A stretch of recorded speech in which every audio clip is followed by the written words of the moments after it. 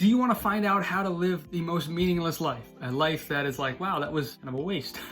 And also figure out a way to flip that on its head and figure out how to live a life that's like, hey, this is pretty nice. Before we get started, please hit the like button down below. And if you're not already, please subscribe to our channel.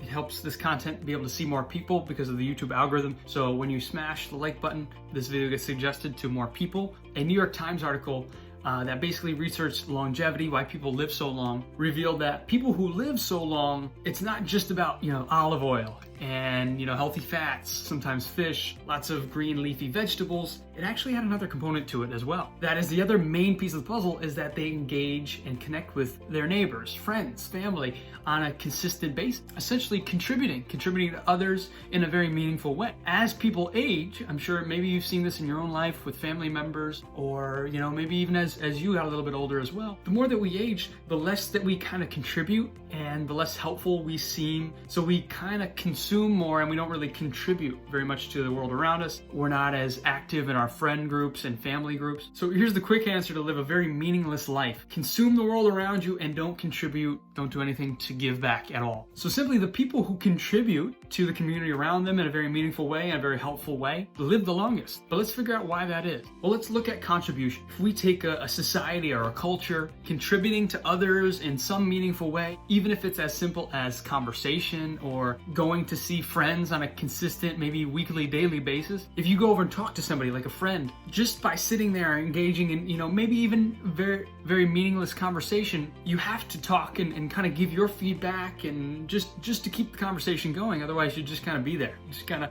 you'll lose friends quickly if you just kind of sit there and listen to them and don't, give them any feedback, even if it's just physical. No matter how simple the contribution seems, just lending it, opening the door for somebody else, or responding to them and giving them your attention, that's contribution. Just listening to people, contributing to them, letting them, talk to you and trying to understand them is a major form of contribution. Even though there's nothing physical that you can see, there's no like gift or a hug where you can feel it. It's not sensory as much. It's more so just giving people a sense of being heard, being understood. It's a major form of contribution. Feeling worthy, having a strong sense of self-worth and importance is very easy when it's baked into the culture, when it's already a part of how everybody is in your culture and your friends and your family. Whether you realize it or not, whether you believe it or not, you alter and you influence the people around you. The things that you write, the things that you say, the things that you put on YouTube, and what you put out into the world, it affects maybe in very small ways, others times in many big ways. What you say, what you do, and how you treat people can really impact people. And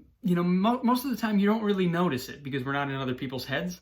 Sometimes you can see it, which can be gratifying in some ways, but influencing people and even having just the positive intent to do it and that act of contribution is very big. It's a major sense of self-worth and something that I really love to do. It's something that can be very addicting in ways. It's addicting to want the best for other people, want what you want for yourself, but for other people as well, and to contribute.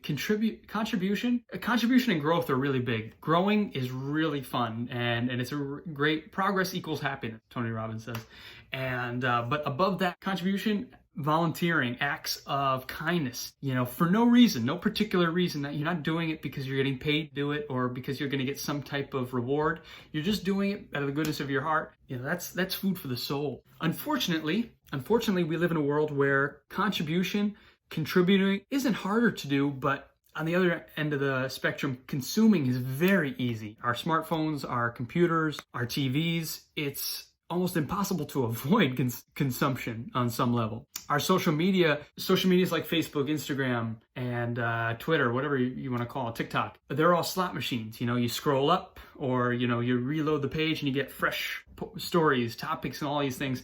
And it's meant for, the novelty of it being new topics. Oh, wow. Breaking news, this, and the media as well, any, CNN, Fox, whatever you want to put on, it's all meant to keep you consuming. And it's a very dangerous place to be because you get stuck in this loop of consumption and, contribution. You got to take so much more action, and it's like a different neural pathway. Another a wonderful quote about this topic by Eleanor Roosevelt is that when you cease to contribute, you begin to die. And everything that we just talked about, especially with the article, contribute less, consume more. When their life becomes less meaningful And, who would want to live in a meaningless life, a life where you're just kind of consuming things on a consistent basis? You're not really having any impact on other people. And if you have an impact, it's not really good. Creating and contributing are the fundamental pieces of creating a life that is happy, healthy, and also very meaningful for you and the people around you. And I also don't want to create any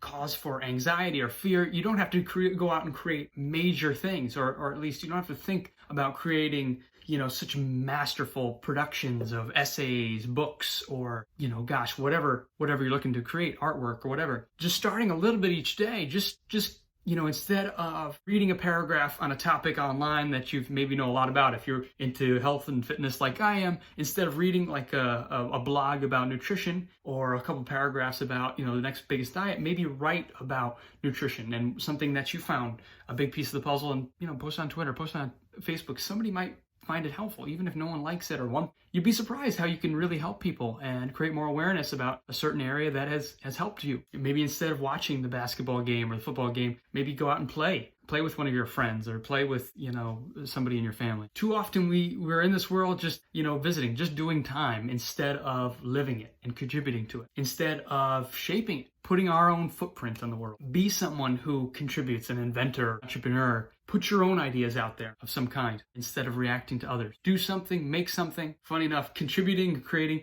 doesn't just make you come alive, but it will keep you alive. Talk soon, my friend.